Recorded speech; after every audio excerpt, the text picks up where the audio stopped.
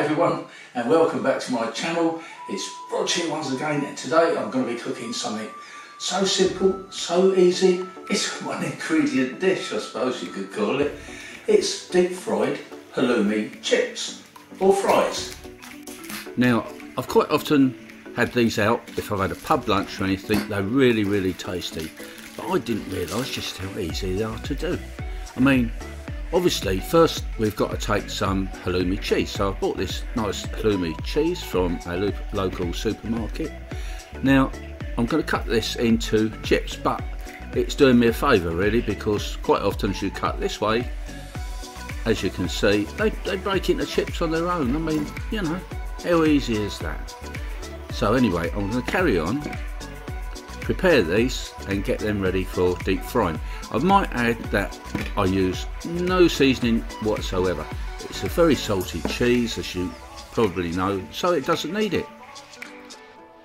Now I'm going to test the oil. I've got some hot oil here on the hob, and I'm going to test it by popping in a little bit of bread crust and see if it fizzles, then it's ready. And it is. So in we go with our halloumi chips. I won't put too many in at a time, just a few. Cook these in batches. A little word of warning here: if you put too many in at a time, the oil goes a bit mental. I suppose it's all the water content in the cheese, it's all bubbling away there, and yeah, it looks like a little mini volcano, so be a bit careful here. And when they're cooked, they go this lovely crispy golden colour. You would have thought they'd been coated in something like flour or some sort of seasoning, but no, it's just halloumi cheese, all on its own. So now we're going to take these out, let them dry off a bit on some kitchen paper, and then you're good to go. And don't they look good?